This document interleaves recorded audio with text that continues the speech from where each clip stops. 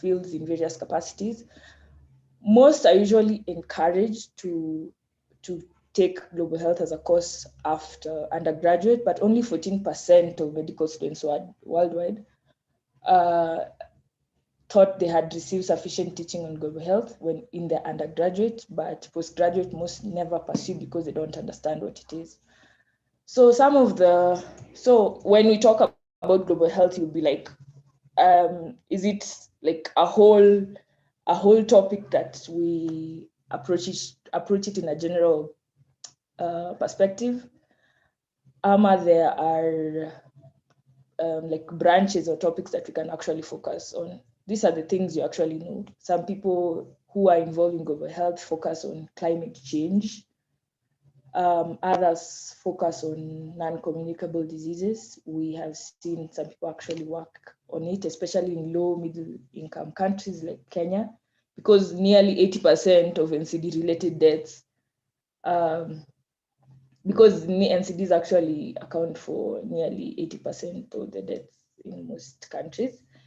And another branch or topic to focus on global health, the challenges are the global development post 2015.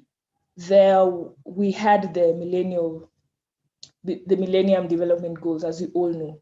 Previously there were 8, but during the 2015 meeting, they were replaced by the Sustainable Development Goals, which are 17 with around 169 targets, and that is what we are currently working on. And health is very key within the SDGs agendas, and you've seen it on Twitter, you've heard of SDG goals in conferences, because health is very vital towards achieving most of these SDG goals, and the SDG goals and health they coexist. The other point is mental health. As you all know, in most countries, mental health challenges haven't had the attention they deserve. Then we have global health diplomacy and security. This means when we are trying to fight epidemics or diseases like polio and mumps, it's upon every country to work on their health systems and ensure that, in as much as we eradicated polio, we need to continue giving vaccines. We need to ensure that we don't have another outbreak, and whatever goal we've achieved, we maintain it. The others are those global surgery, social determinants of health, health migration and infectious diseases, as what's happening currently with corona. Then e-health, we also, globally, they're trying to know how to regulate and ensure that, in as much as we are digitalizing health, we still follow this. We follow the ethical rules or standards. Yes. So, in as much as we are learning global health in our institutions, wherever we go, in terms of where we'll be working, we'll be gaining skills to better.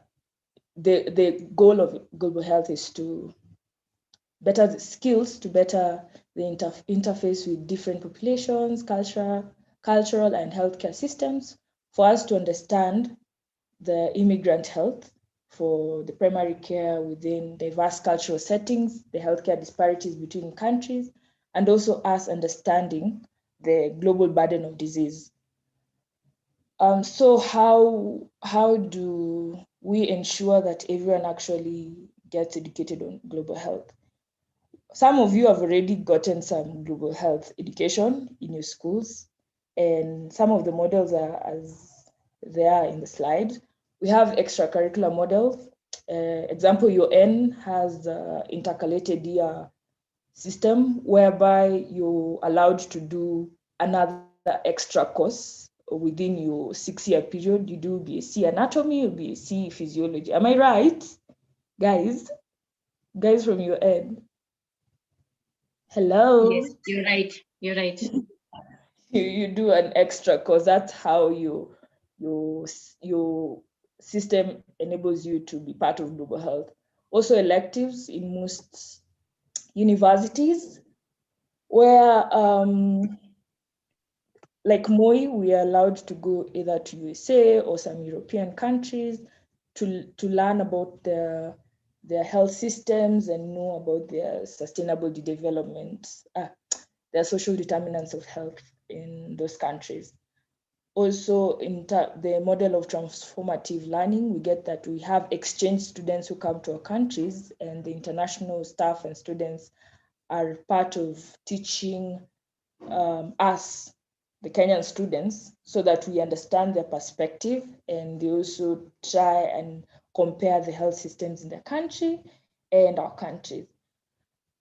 Okay, so besides what we have currently in our country, besides how our system is trying to ensure that we are part of the global health education shenanigans, some other learning opportunities are the summer schools, like public health has summer schools. I don't know if SCORE has summer schools. Obinum can confirm that. Through conferences, the ones that are usually organized and advertised, you can actually learn more about global health through them. Meetings, online courses, like the ones which are usually advertised by the University of Washington. They have global health courses, intercalated year of study, like what UN does. Research opportunities, like what REPAB is doing and SCORE is doing. That's how you're also part of gaining global health knowledge, and also through electives, through podcasts, through trainings, getting in touch with the NGOs, being involved with guys like KMA, WHO, and trying to learn from them with the documents online, etc. So yes, we have global health, but we want to know what is if we are going to do these exchanges in IFMSA, what are the objectives of IFMSA, and what are we going to do in those countries in as much as we're going for these exchanges. So IFMSA's theme, as we have discussed, there are branches to global health, but IFMSA chooses to focus on the social determinants of health because it's only reasonable that if you go to another country, you want to know what are the factors that affect the population's health. How is their education? How is their work environment? How is their living conditions different from Kenya? How is the unemployment rate? How the individual lifestyle factors of that country? How ni walevi kama wa Kenya, ama the drinking levels are low? You want to know that when you go to those countries. And when you go to another country for the global health exchanges, majorly what you'll be doing is research. You're going to use the proper way of researching, the way REPAB has been doing their workshops, yes. And you need to come back home and do the comparison and learn. Yeah, so we know that life expectancy is shorter, and most diseases are more common further down the socioeconomic ladder because, as you know, life expectancy in Kenya is lower than maybe in Germany, as someone has said they'd love to go work there. Am I still being heard? Nisikuwe najiongelesha? Yes, we can hear you. Okay, if I'm going fast, just tell me. If I'm going slow, also tell me.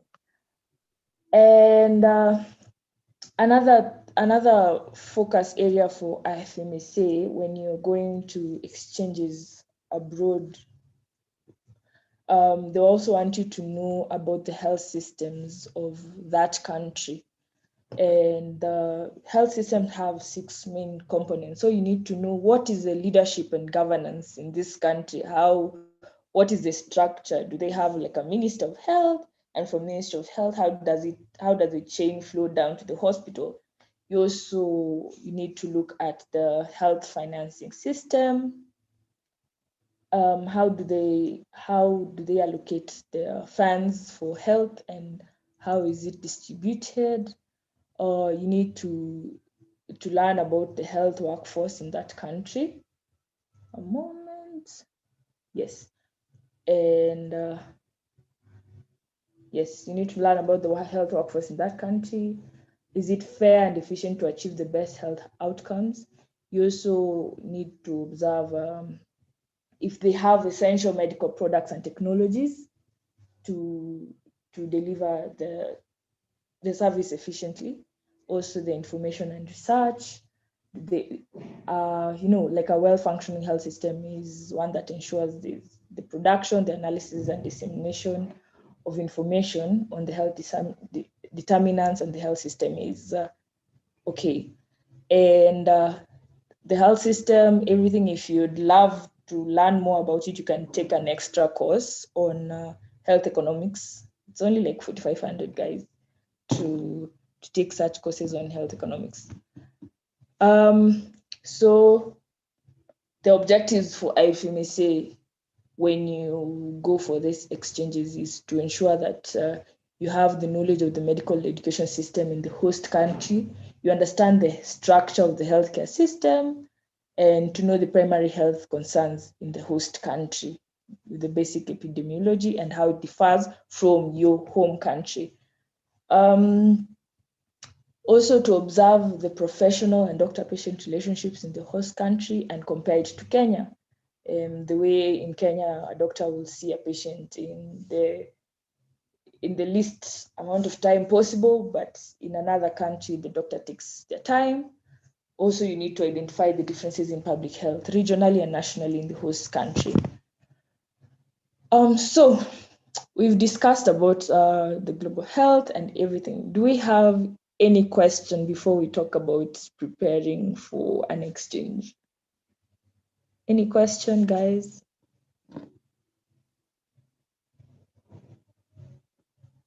Is there a question? Oh, sorry, you can actually see my screen. So if there's no question, I'll just proceed. So I've rushed through the understanding of global health, international health, public health, and the subtopics, and what's the theme of IFMSA when you go for a global health exchange. When you're going to another country, of course, you need to be prepared. You need to know what you're expecting, what's needed from you, to see if it's money you need to start doing that. So before you go for an exchange, you'll have like a pre-departure training or a pre-exchange training that will be organized by the national member organization. That will be like Obino's duty. And the aim is actually to prepare you when you're going to the foreign country.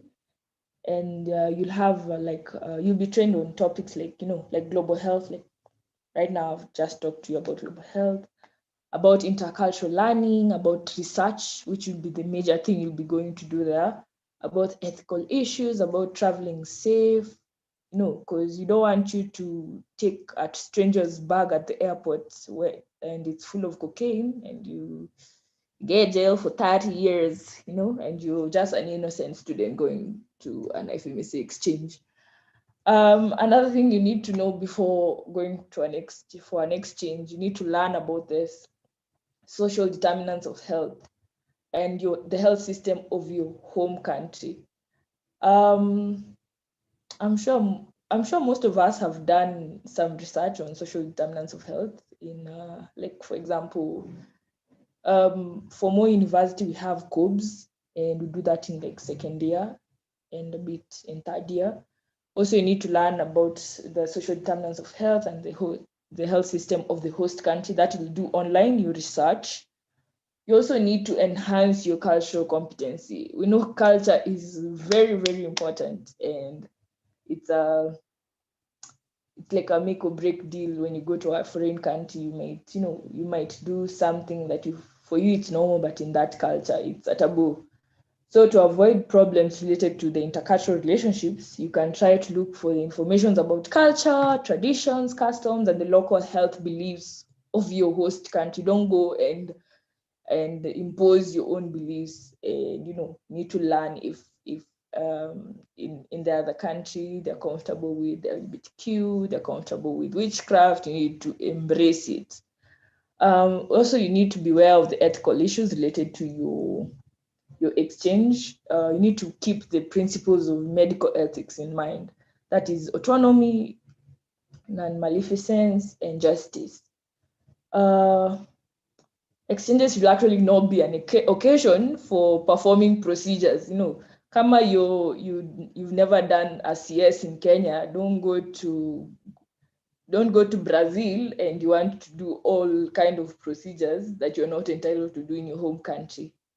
So you need to go and do what you actually do in your home country so that you don't risk the patient's health and safety.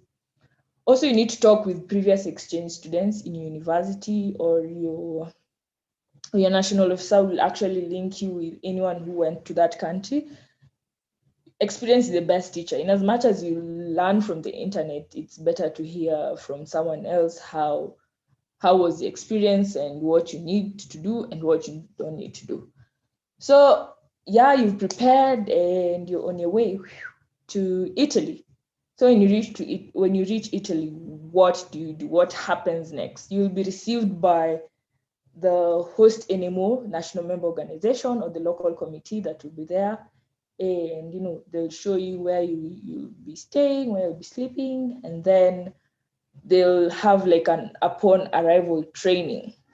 And you'll also be taught again about global health, about the health systems and the cultural aspects of the host country. And you'll have like a team building. Some people, if your host country is nice enough, they might actually take you for like a trip, or just enjoy yourself before you get into the system. And during those first times meeting, you need to present the health system of your own country, because you would have done research.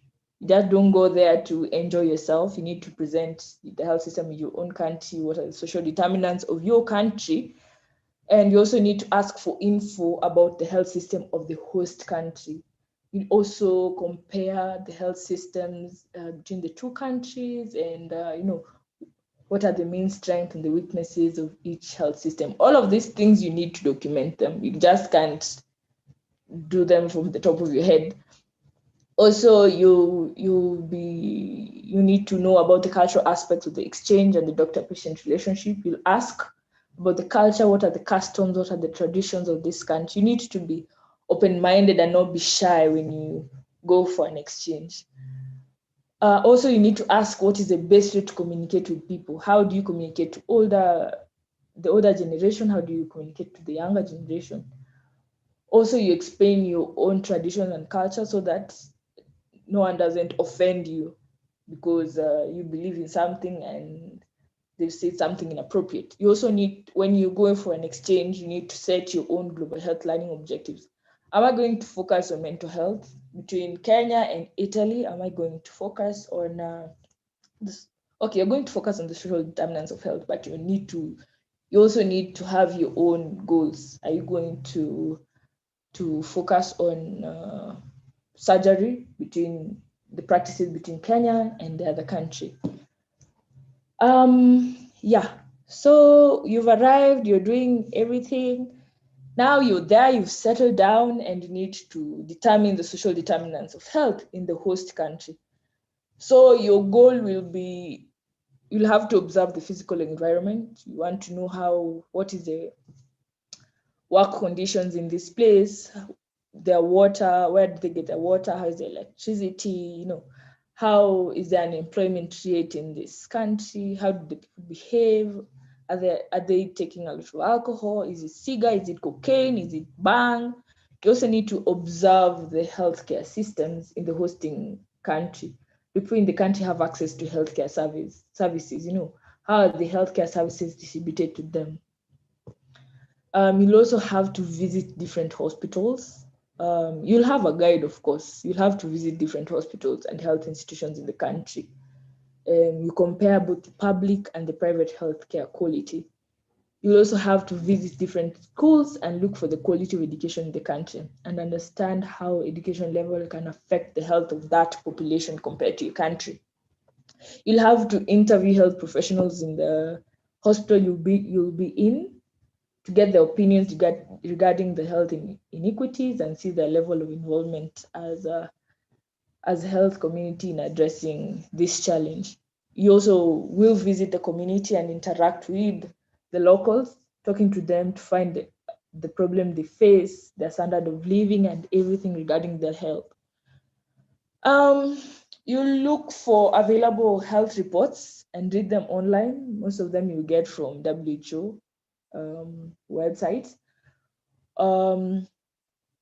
You'll also have to visit companies and businesses, get to know the working conditions.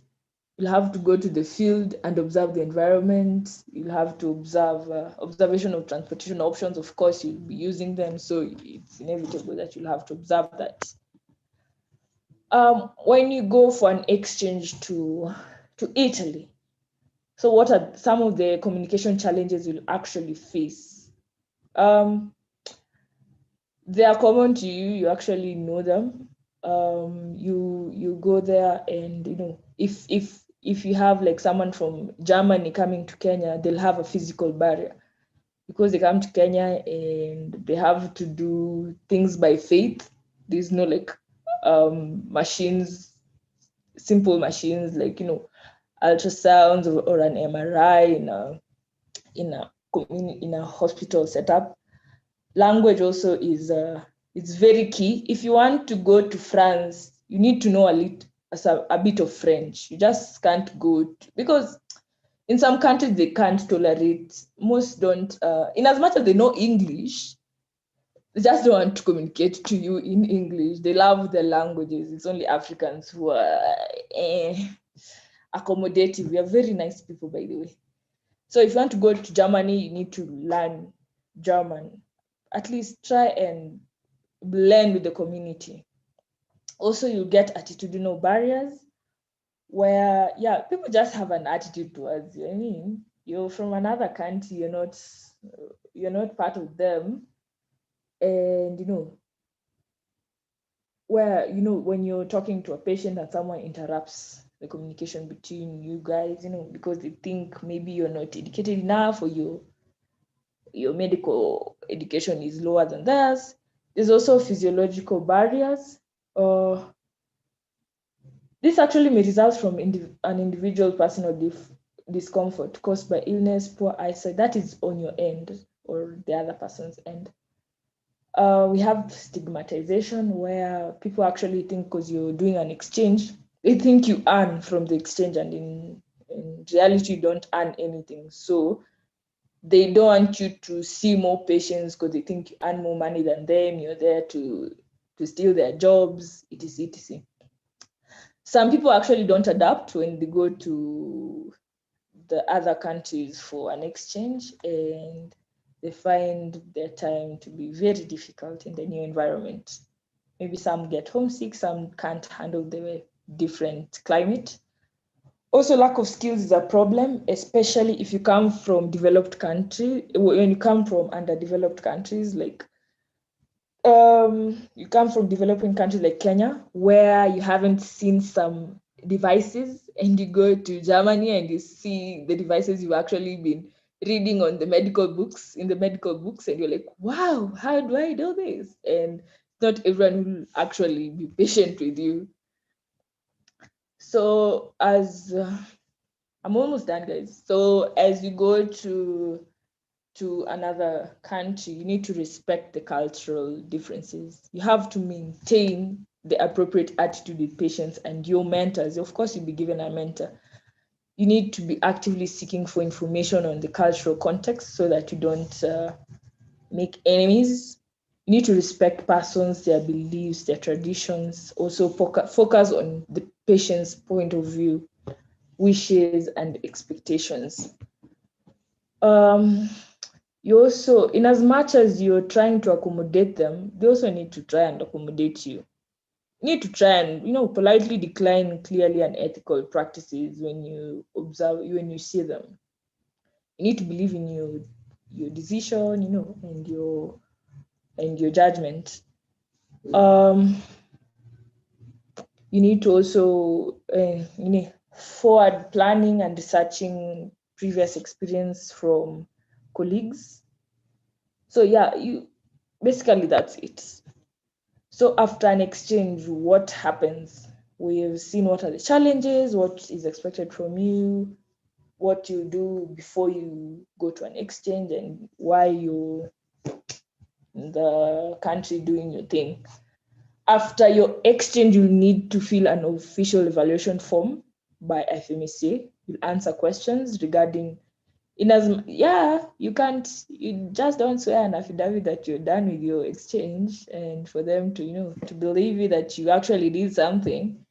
You'll have to actually answer questions on the social determinants of health in that country. How is the local health working system, the inequities for the population, how is the healthcare deliveries, and you compare the differences between the health systems of the home and the host country. That is what is required from you if you actually do an exchange with the FMEC.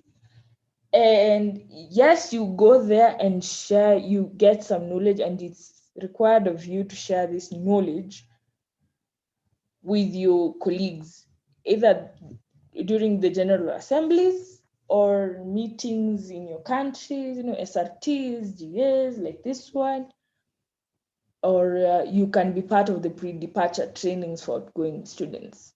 So if you are interested in doing an exchange in global health, just need to approach either the national officer for SCORI or SCOPI or SCORE or SCOPI, and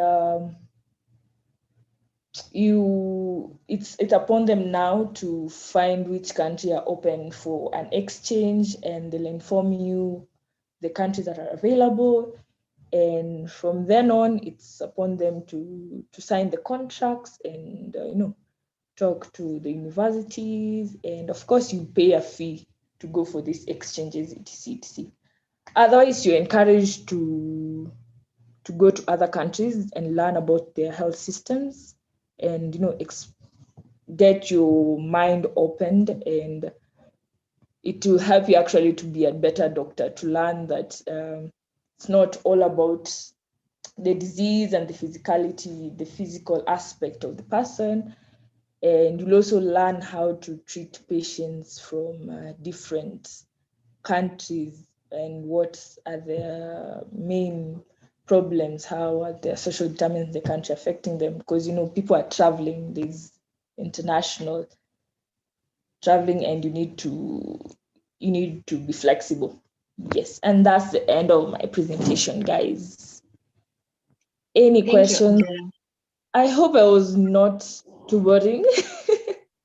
No, not at all. It So was that very you know informative. how to make this more interesting. Yes, I'm done. Okay. That was very Yeah. informative. Thank you. Are there any questions for Angela?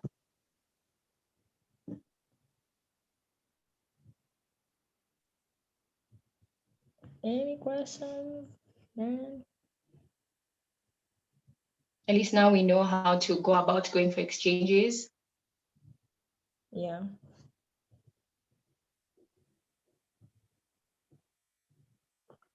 Guys, are there any questions? Jillian is asking. Okay, you've seen it? Okay. Yeah, I've seen Go it. ahead. Is there certification afterwards? Mm-hmm.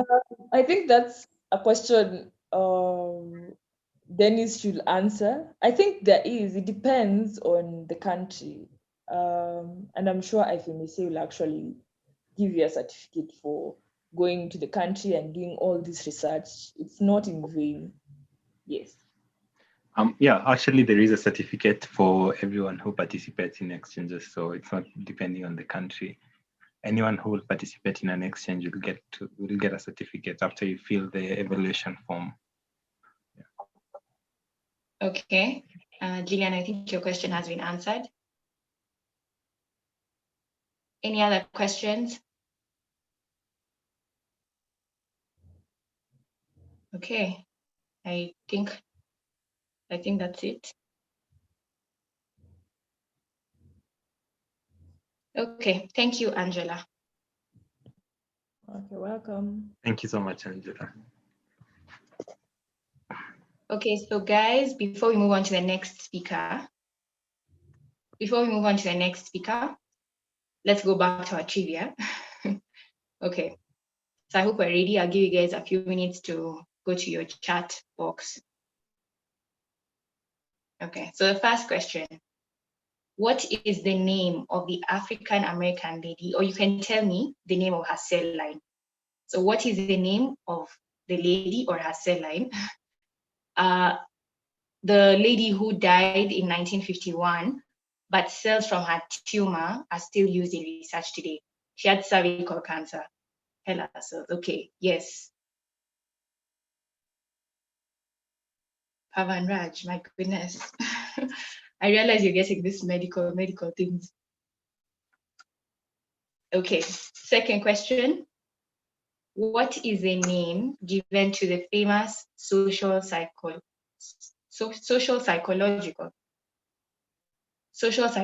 experiment that attempted to investigate the psychological effects of perceived power by focusing on the struggle between prisoners and prison officers? And it's a little bit controversial now. The name that we give it. Yes, okay.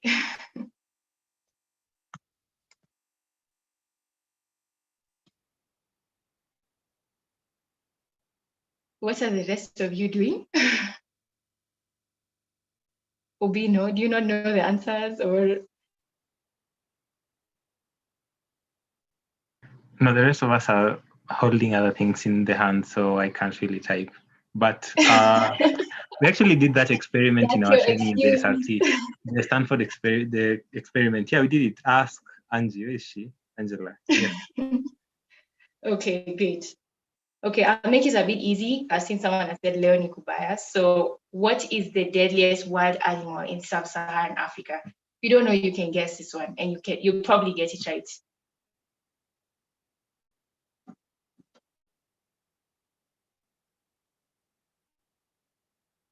The deadliest wild animal in sub-Saharan Africa.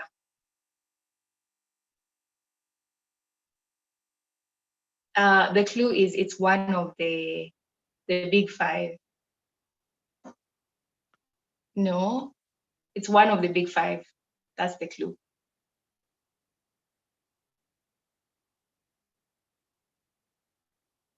Yes, you can guess anything.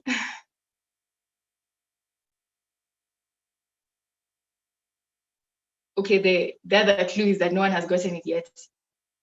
It's a bit unexpected. Yes, humans are deadly.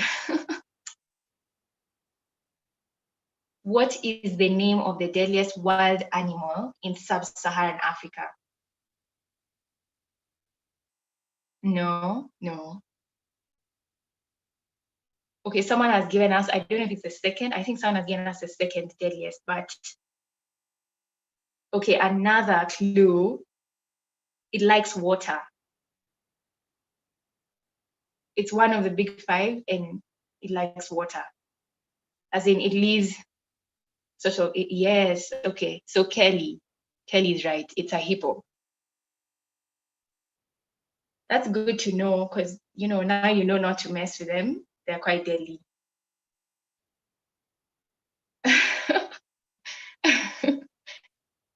Well, okay then. Next time, Google faster. Okay, next question. This one, I'll accept one name. If you don't know both names, I'll accept one name, okay? So what is the name of the researcher who proved that H. pylori causes ulcers by taking it himself? And him and his fellow researcher got the Nobel Peace Prize for it. What is his name? Okay, let me make it easier. What does his name start with?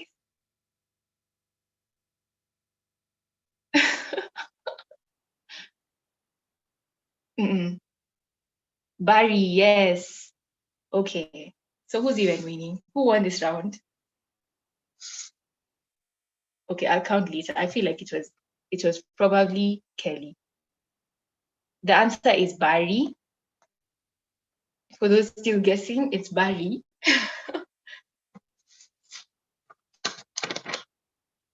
Okay, I think we can stop there so that we can move on to the second speaker. I can see that time is going. So oh, okay. Yes, Barry Marshall. Yes, that's his name. So our second speaker is going to be Dr. Floria Nyandaya.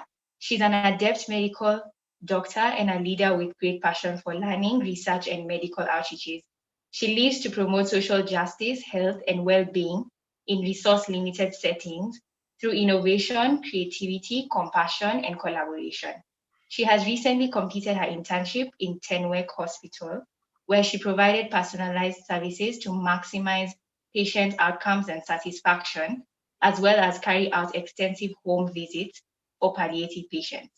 She has also engaged in community health promotion projects, including water and sanitation projects, and food security and medical outreaches, which have improved the well-being of communities. She completed her undergraduate degree of Bachelor of Medicine and Surgery from the University of Nairobi in 2019. Not one to shy away from academic excellence and intercultural opportunities, she has additionally done an international course on principles of bioethics and human rights offered by UNESCO, as well as a 6-week-long elective at the University of Washington with special focus in diagnostic and interventional radiology. Not only has she a passion for travel, but also participated in various local and international medical conferences and outreaches as a moderator, a trainer, and a participant. She's an adrenaline junkie who loves nature and knows nothing compares to the simple pleasure of riding a bike to learn the contours of a country best. Okay. To unwind, she favors historical fiction or a good thriller book just before the next bike adventure. So welcome, Dr. Nyandaya. It's a very impressive bio. It's a very impressive bio, so we're looking forward to hearing from you. Okay. Yeah. Thank you so much for joining. I think I've had a long day just sitting behind screen, so I was a bit off the video. Yeah, so I hope I'll be able to share the screen on my end. Would that be possible? Probably, I think you'll have to have me enabled. Okay. Yeah, thank you so much, Angela, also for sharing your presentation on global health opportunity. It was really, really amazing. I enjoyed that presentation. I so wish I had gone through that same presentation a few years back when I was back in school. And I'm really, really glad to see what you guys are doing outside here. I mean, even despite the pandemic, I can't imagine being a med student through all this. I mean, the strikes were worse, but this has been quite strenuous for you guys. I'm really grateful for the opportunities that you guys are having and even just engaging in such opportunities. Yeah, so in the meantime, I'll just wait just to have my screen enabled so that I can be able to share the presentation that I have. So I was asked to share about my own experience of being an elective student at the University of Washington. And that is what I intend to do, just to go through about intercultural learning, what it entails, the different forms, and how you need to prepare. And I'll just go on and talk about my experience. So in case you have any question or clarification, please do so at the chat. We'll just interact as the session goes on. Yeah, so let's see if my screen. Anita, is it possible to have the screen enabled on your end or any of the hosts?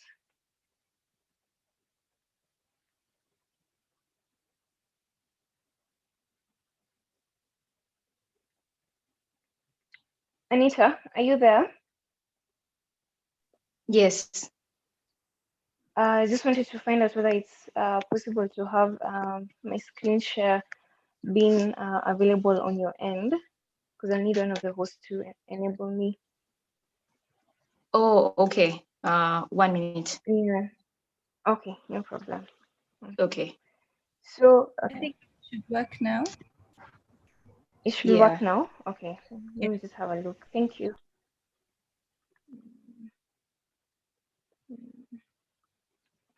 Yeah, thank you.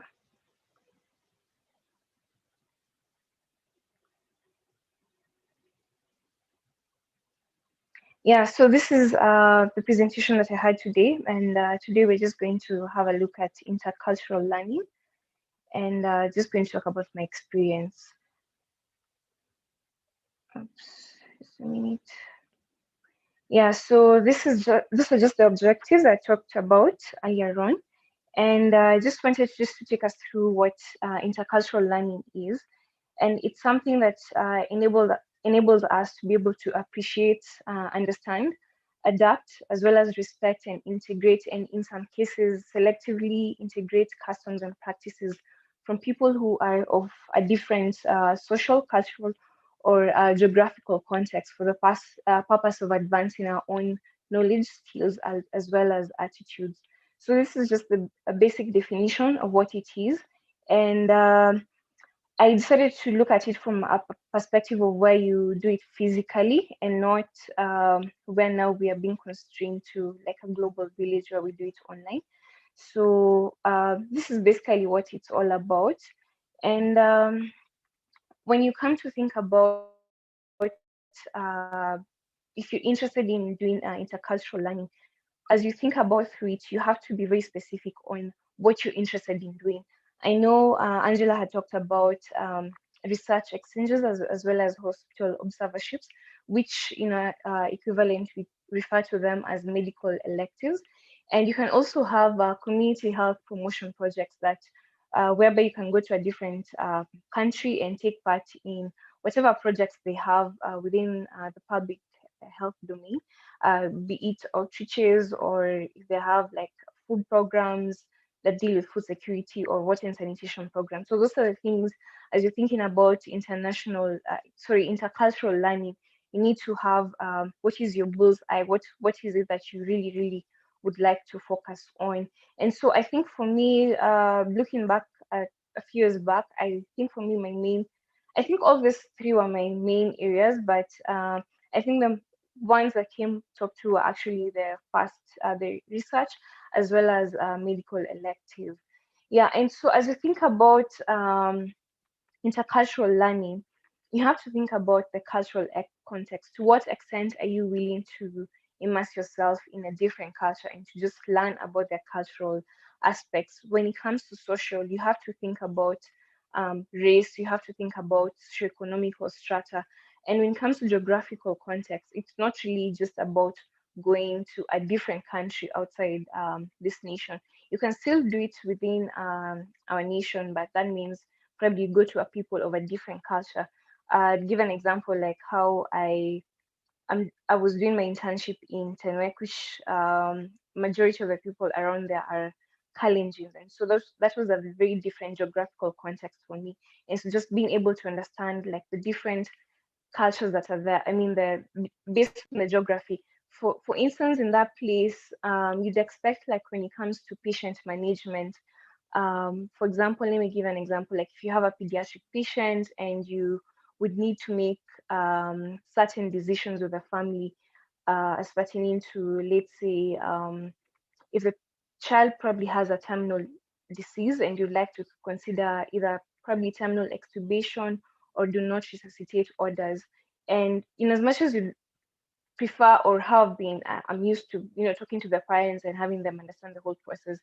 For that situation, it's a very unique circumstance because you have to put in the mothers-in-laws because they play a huge role in the decision-making process of a given family. So those are certain things that you also have to consider. And even about geographical context, also concerning the weather seasons, that's something you also need to consider. Are you willing to go to a place during winter or fall or during summer, or in very extreme places where it's very hot. So these are just some of the things that you need to stimulate your mind to think about that. And as we think about this thing, I want you to think about it as a financial investment thing, in terms of it's a liability because you have to spend something to get something, no pain, no gain. So whatever liability you're willing to or you're risking to spend should commensurate to what you'd like to gain out of the whole experience. And this will become something called an asset. So one of the factors that you have to consider when you're considering all these things is in terms of whether it's a self-sponsorship program, is it a partial or a full scholarship thing? And different organizations have different things. So it's something you can do under, for example, IFMSA, or maybe within your own local university, or you can even just find partner organizations. I didn't get the name, but I'm sure there are quite a number of organizations that usually host such exchanges for medical students. So these are just some of the things you have to consider. Apart from that, in terms of transport, how are you going to get there and move from one point to the next? Living expenses, are you going to get a host family, or would you have to spend money to get to rent a house, and also buying food? Are you going to be provided meals by a host family or the hostel where you're attached to? Or are you going to have to think about the cost of food? You also have to think about the visa. What are the requirements? Different countries have different requirements, as well as immunization protocols. If you go to certain countries, they'll expect you to have certain vaccinations. So those are things you have to think about in the cost, as well as travel insurance, especially if you're going to travel for a specific duration of time and you'll be away from home. And in case you would like, anything can happen, yeah. So it's always good to be protected. And as you think about what you're willing to spend versus what you're willing to gain, this is a very unique experience. So you're going to think about the networks that you're going to encounter through such experiences. Things that will carry you through your whole life, and you'll always be referring yourself to such opportunities. Skills, are there research skills you want to sharpen? Be it your clinical skills, whatever skills you're looking to leverage, those are things you have to think about. And whatever expertise you'd like to look for. For example, if you are interested probably in being an internist and just seeing what other countries are doing, and even just the technological advancements they have, for example, in diagnostics. So those are things that you also need to think about, as well as the exposure, because once you go out there, trust me, your experience is never the same. You never remain the same because you think differently. You think on a global mindset. And so those are things I just want you guys to set the stall rolling for you guys, just to think about the things that you're willing to do as you consider these opportunities. So as you think about this, definitely you need to have a plan. And so this means as you consider these opportunities and what you really want to do, you have to think about a specific timeline. I know for different universities, probably you would have a specific year where you do your electives, but it just doesn't mean you have to do your electives or that specific exchange during that specific period. If you have a prolonged holiday, you can decide even to do something during that period. So you always need to know you always need to set a timeline and have your support documents as well as personal statements ready.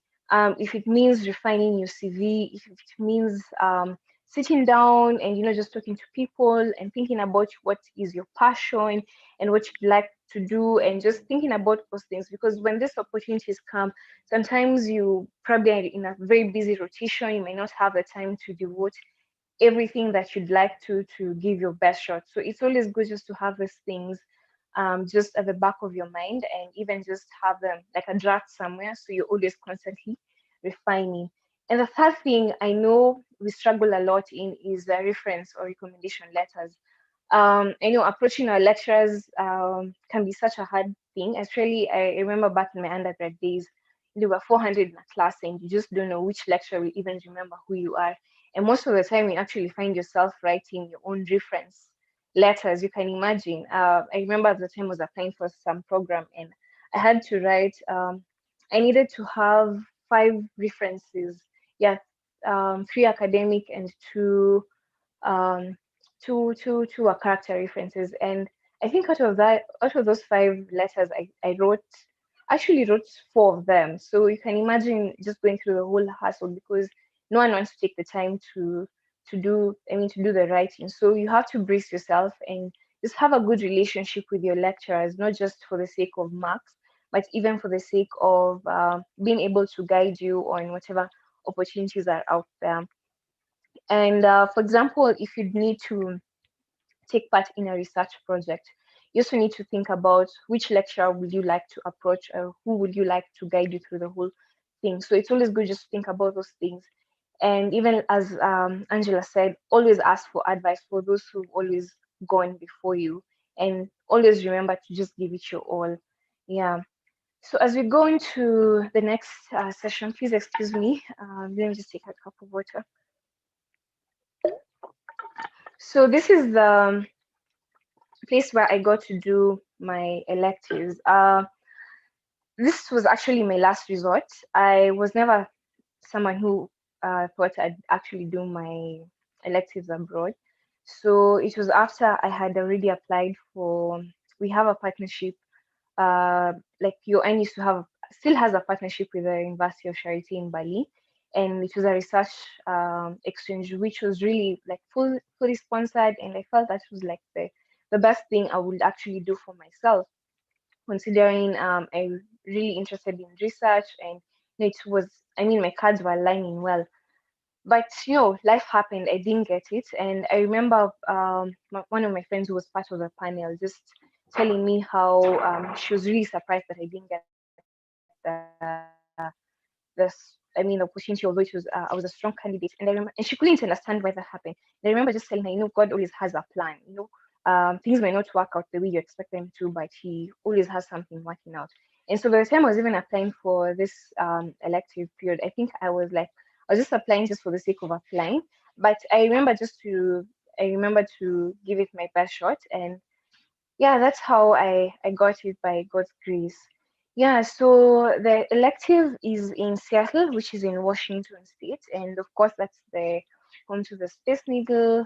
That's where Grey's Anatomy was shot. It's also home of Starbucks, Amazon, Microsoft, Boeing, Jimi Hendrix, as well as Bill Gates, who lives there. So it's a very interesting area that you can get to do your elective.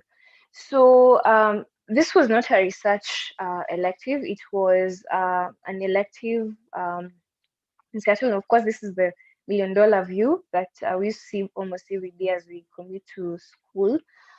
So it's a competitive application-based elective that has been there for the past 18 years, basically focused on preparing medical students, just to give them an opportunity to have a rotation within the clinical medicine department. So this means it can either be radiology, pediatrics, internal medicine, basically just dependent on availability of these electives, because it's not only available to Kenyans but also to other students in other countries. So it's a month-long partial scholarship that caters for the tuition. So the charges are around almost $500,000 for tuition per person, and they cater also for flight tickets and also your commute within Seattle, which roughly comes to almost around 200,000. And then we get to cater for our own living expenses. But during our time, we were so lucky. We got a family to host us during the time that we were there. So we never paid rent. But if you consider your own living expenses, probably you'd consider rent of around 80,000 per month. Yeah.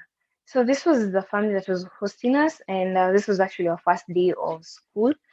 It was actually pretty cold, although the sun was on our faces. Yeah. So that's Brian, who we went together with. That's Barbara and Canova, the now retired judges. Yeah. So definitely there was a lot of preparation, as I told you earlier on. So the university needed personal statements as well as a resume. So these were things you had to have them done in good time, and also have then sent over by mail to their country. So you couldn't scan. Of course, there's a scanning process, but you also have to physically send that. And also to get a letter of good standing from the school, as well as have your transcripts ready. And the other thing they expected was immunization certificate. So you have to go through a lot of vaccinations. And I just did a rough estimate because using the lowest cost, that was at Kenyatta Hospital, as well as some screening tests for hepatitis B, as well as my 2 tests for TB.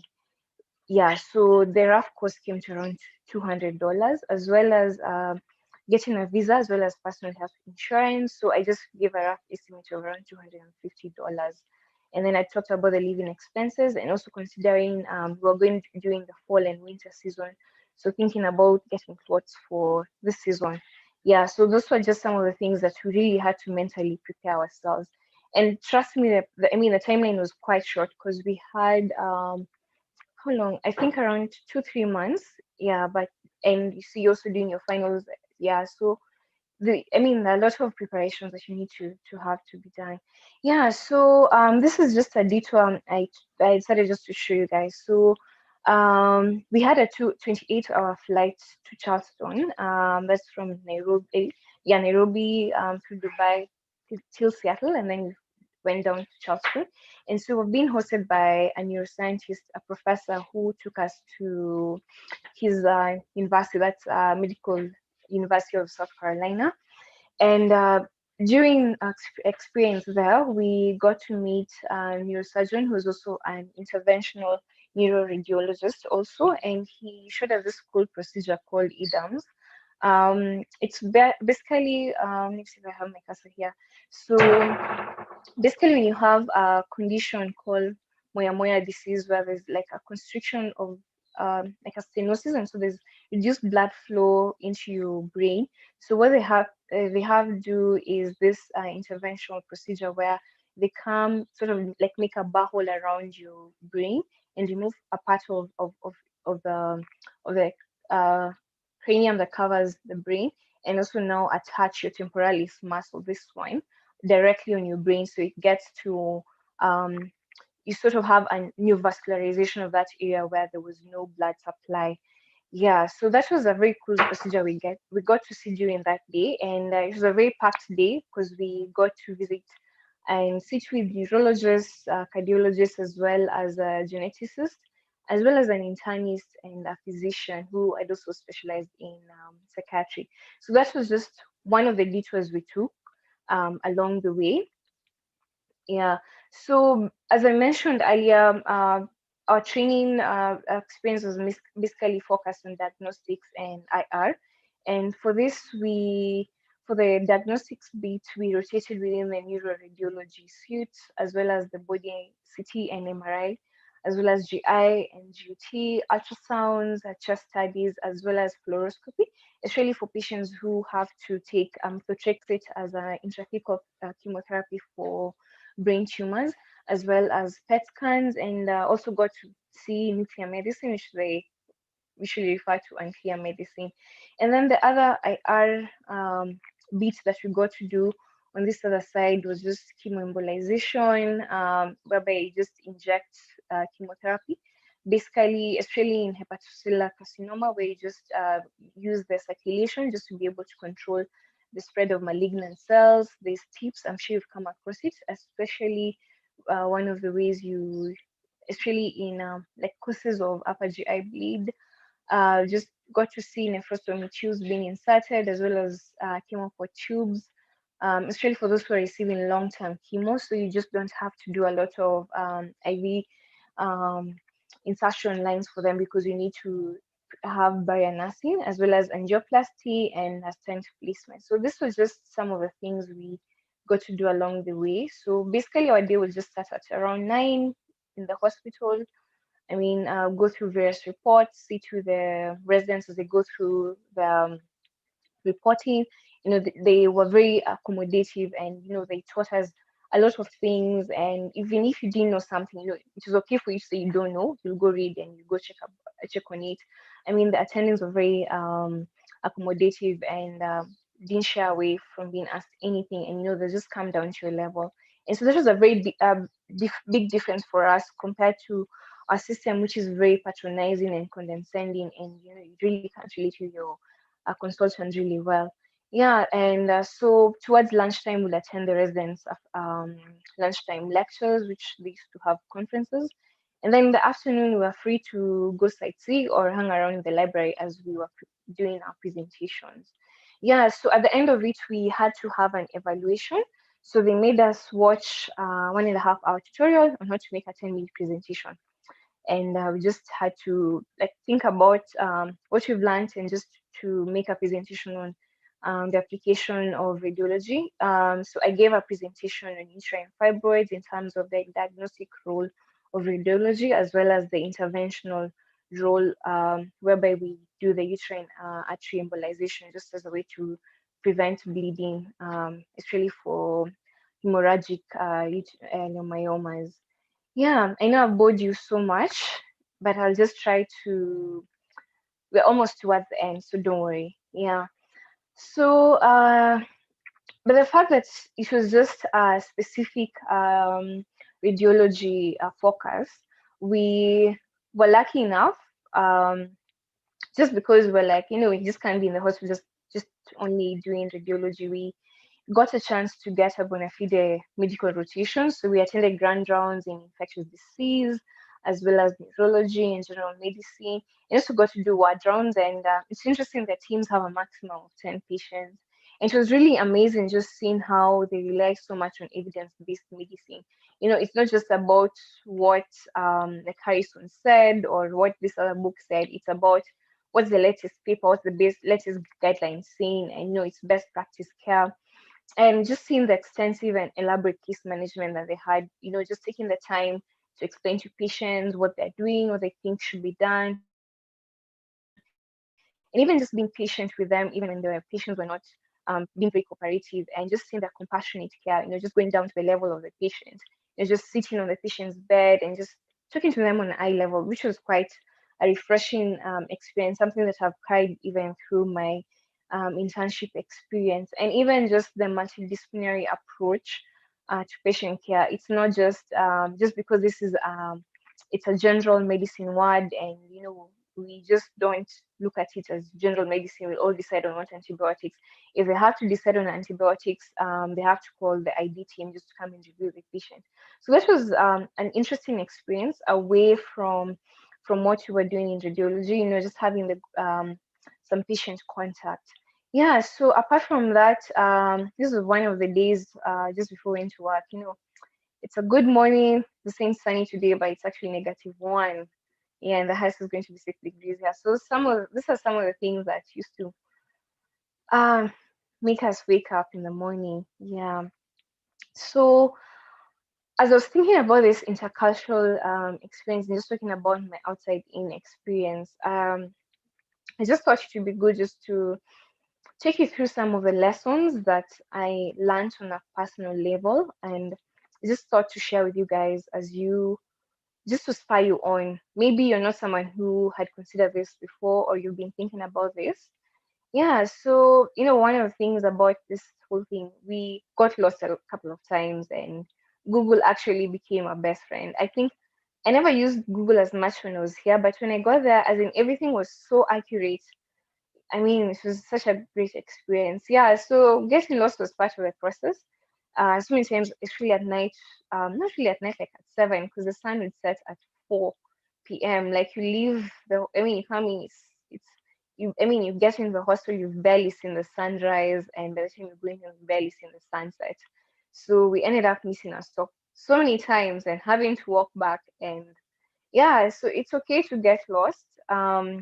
And it's okay to say hi. I think this is I mean, culturally, unless you are in a place where people say hi to each other or in a small town, I feel like places like Nairobi, it's very hard for you to say hi to someone you don't know. So this was interesting for us being there, random people would say hi to us, especially black people, they just give the black nod and it's like, Mama, we made it, and just smile at you. So it was really good, getting to experience that.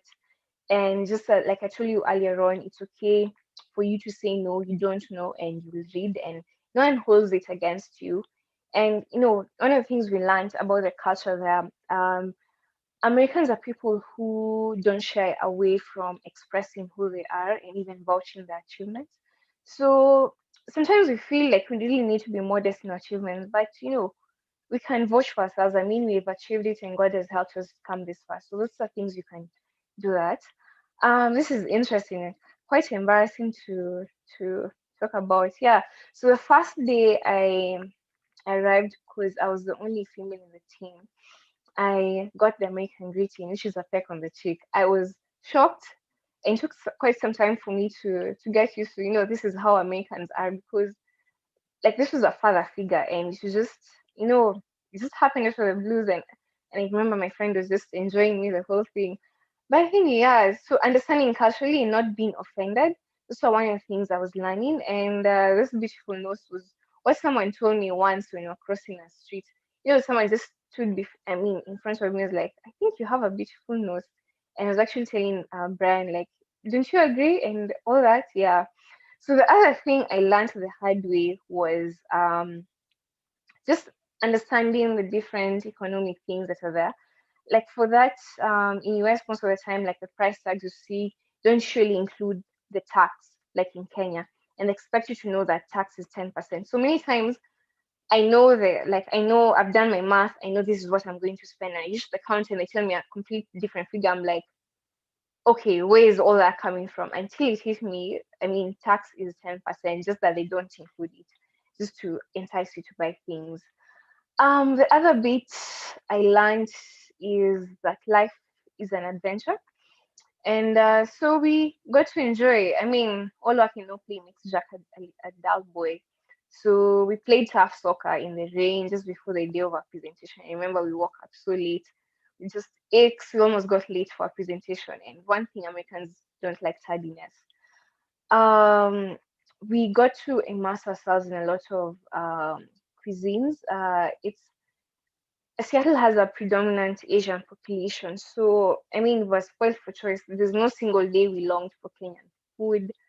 We attempted to walk the Pacific Crest, which is like a walk, sort of it's a hike. I don't know. I don't know how long guys take to complete it, but it's one that joins like Canada on the top region, because Seattle is like towards the northwestern part of US, and then goes all the way down just along the Pacific Ocean and joins with Mexico. So that's one of the things we did. My friend attended Boniva's concert, or just sometimes after school, you just want to sit with your coffee and cookie and just read a good book at Barnes and Nobles. Yeah, so this was some of the experiences we had, and even in terms of the cultural immersion, just getting to celebrate Thanksgiving and just understanding the origins of it and just being grateful. And it was an interesting experience because we got to be off for like 2 or 3 days. Yeah, that was a cool thing. And of course, Black Friday, and just understanding that you really don't have to buy literally everything that's on offer. Of course, there's a Christmas beat and Advent that begins right after Thanksgiving. So going for Christmas tree shopping with our family, and even just helping them decorate a Christmas tree. Because I think Americans just overdo their Christmases. And we even got invited to a Jewish home to celebrate Hanukkah. Yeah, and just experiencing such cultures. So those are things you need to be prepared for. Yeah, so this was us playing tough football at night. And so one of the lessons just like to pass down to you that I've held on to this period, even up to where I'm at, is it's always good to know your strengths and your limitations, and just being willing to admit where you need help. And this is one thing I really admired in the American attendees and even the residents. If they didn't know something, you ask them like, I don't know, I'll go read about it. I haven't come across it. And just keep on learning. And some of them actually chose to be in a teaching university because of the experience they get to sharpen their skills by having students around them, just questioning them rather than being in a private practice.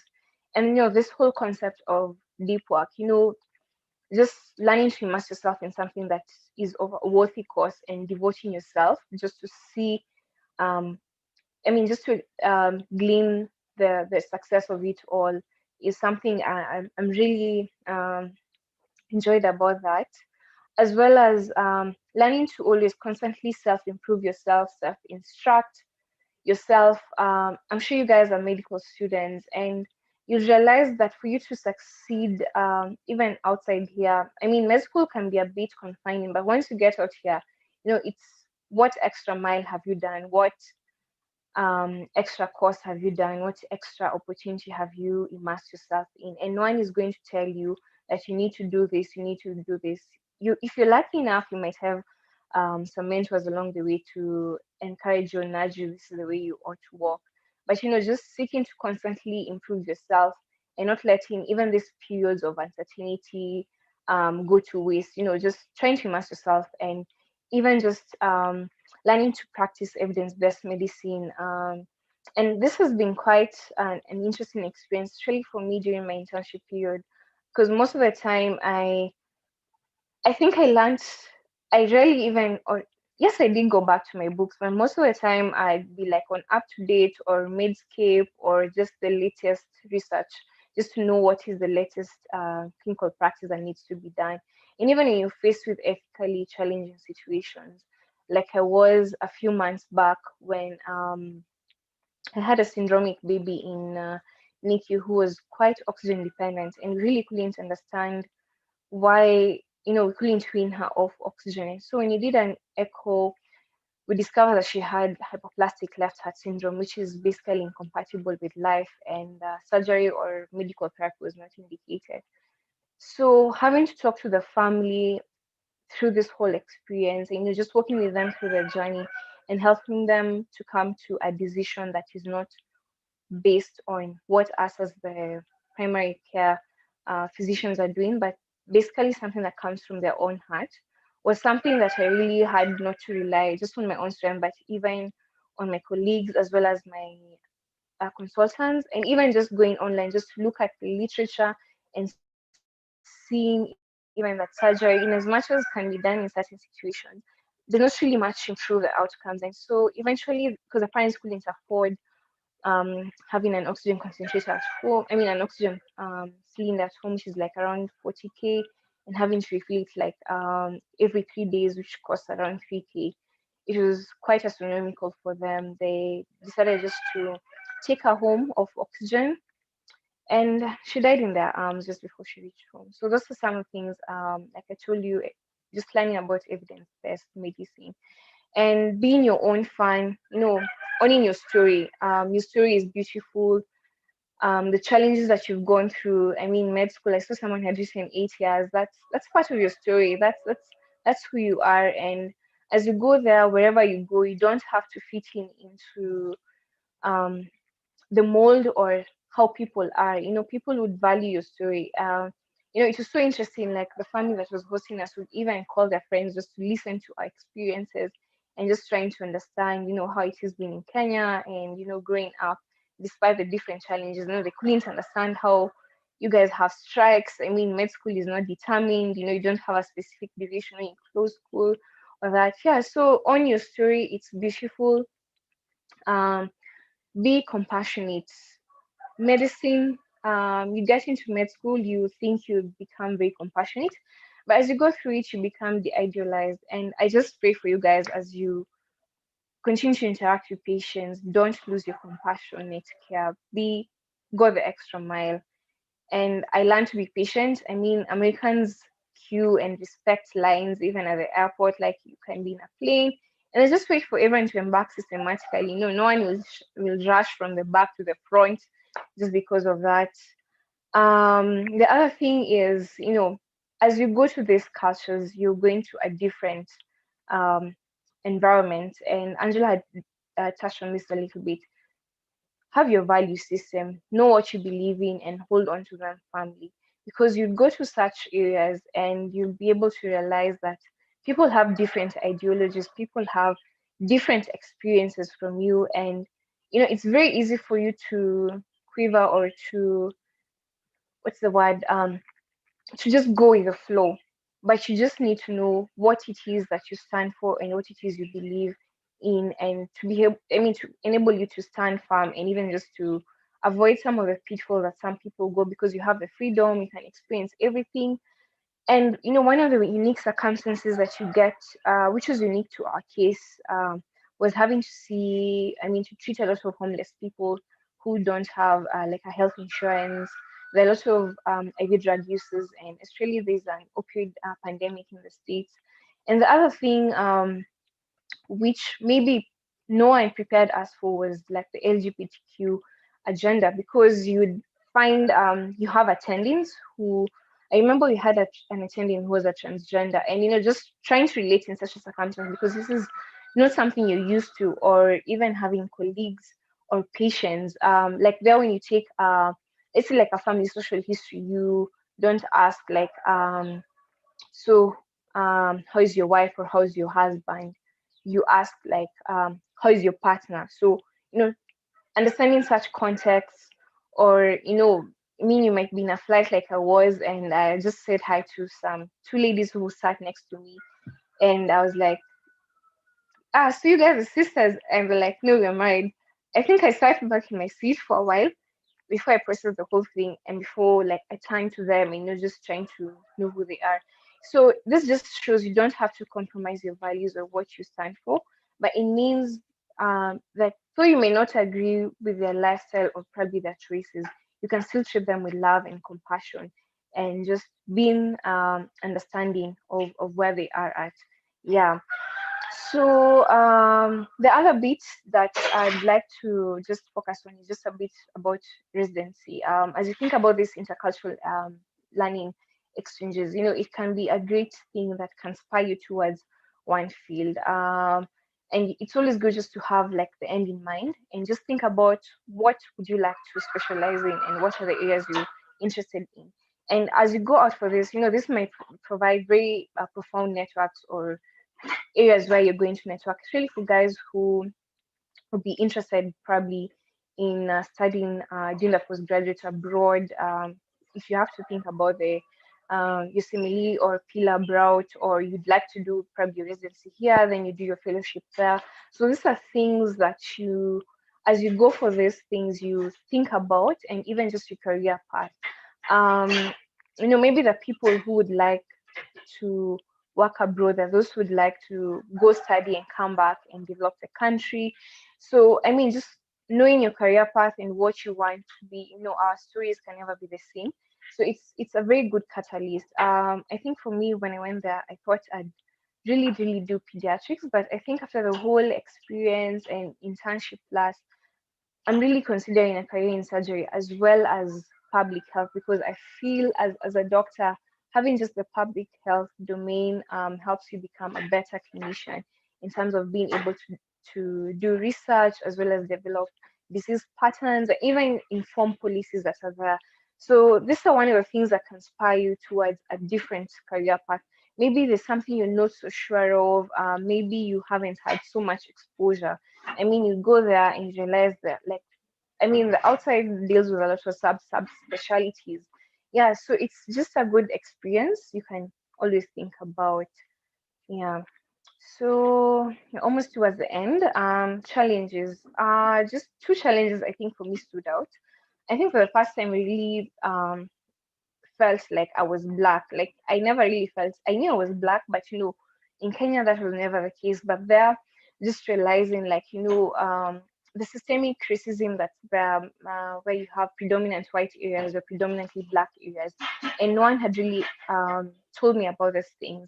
And I remember in particular when we were in South Carolina, and we had gone out for breakfast with my classmate Brian, and we're riding bikes, and everyone was just waving and shouting. Waving and saying hi. And this was, we didn't know, apparently we were in a predominantly white neighborhood, but the moment we crossed now, got to this diner, like this was like the culmination of where the whites and the blacks meet. And seeing such things, I remember the time I had bought something in a supermarket, and the time I got home, I realized it was like something was missing. And going back to them and just telling them that, there's an issue with this, and they're like, are you really sure? You sure you've not stolen anything and all that thing? So it's just trying to be aware that race might be something that may come up, especially when you go to predominantly white areas.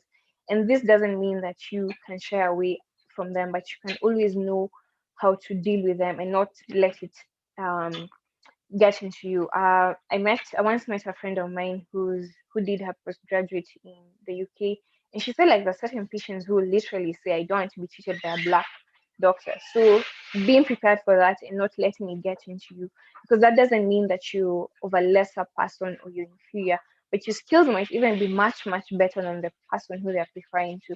So just being aware of that, and as well as I touched on it earlier. So Seattle is a very progressive society, and by the fact that it's very left, you find it having a lot of progressive agenda. So just being aware of this, especially when you come from a very conservative society and you've been immersed in a progressive society, this was some of the things that could be a challenge, but you just learn to navigate through them. I mean, interacting with a lot of LGBTQs and just trying to know. I mean, this has infiltrated everything. It's the everyday of life. Maybe something you're not used to on this other side of the Atlantic. Yeah, so this I think were the main challenges I guess we experienced. We didn't have any other issue. So with that, I conclude this was us in the Pacific Crest after the small hike. Yeah, so does anyone have any other question I'd be willing to answer or any comments? Thank you so much for listening. Thank you.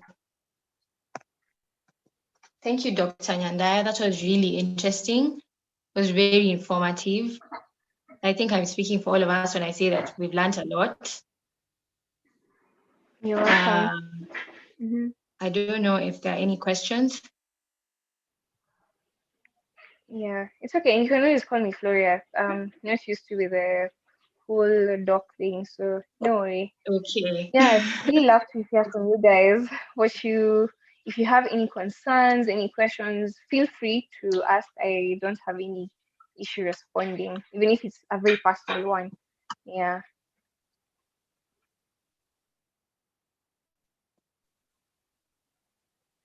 Or you can always ask on behalf of someone in the comment section. Yeah. And I hope also I've met your objectives and you guys have learned something. Yeah. Yes, you have.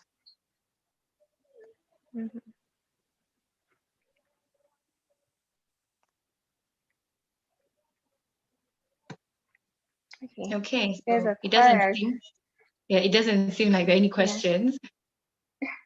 It's okay. No worries. Yeah. Okay. Okay, thank you. So guys, I think I'll just tell us. Thank you so much. Okay. I think I'll just tell us where we're at with the marks. So the people who are leading are Kelly and Pavan Raj. They have 15. And then Jillian, Marlene, Obino, Kennedy, and Angela all have 10. So we'll just remember that on Monday. Obino, do you want to say anything? Do you want to close for us? Yes, thank you so much.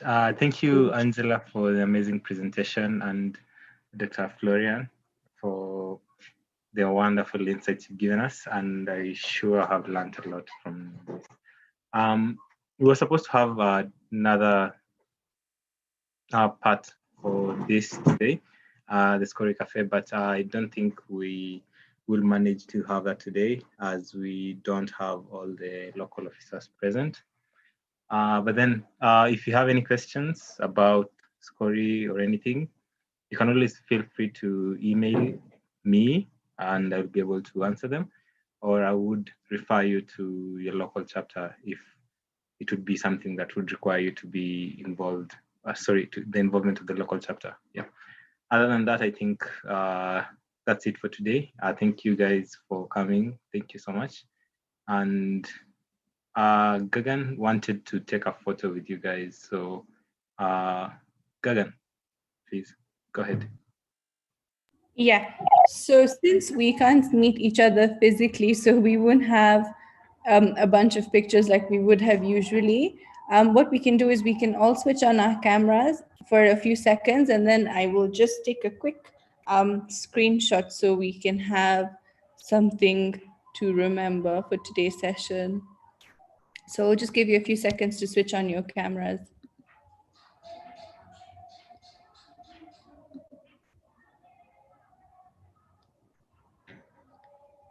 Okay.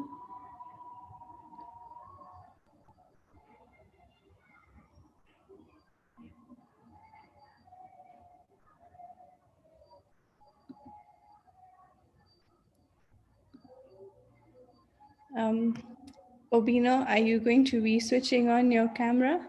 Yes, I am. I'm switching it on. Okay.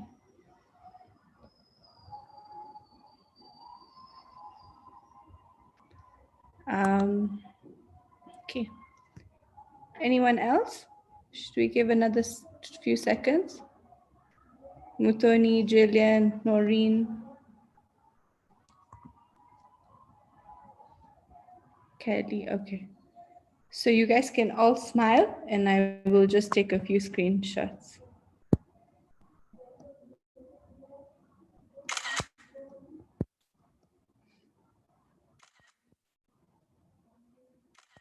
Thank you. Obino, you can Thank you so much. So for those who were in the SCORI committee for 2020-2021, please use the link I'm going to send in the chat to join the meeting that we have. And I believe that's it for this one.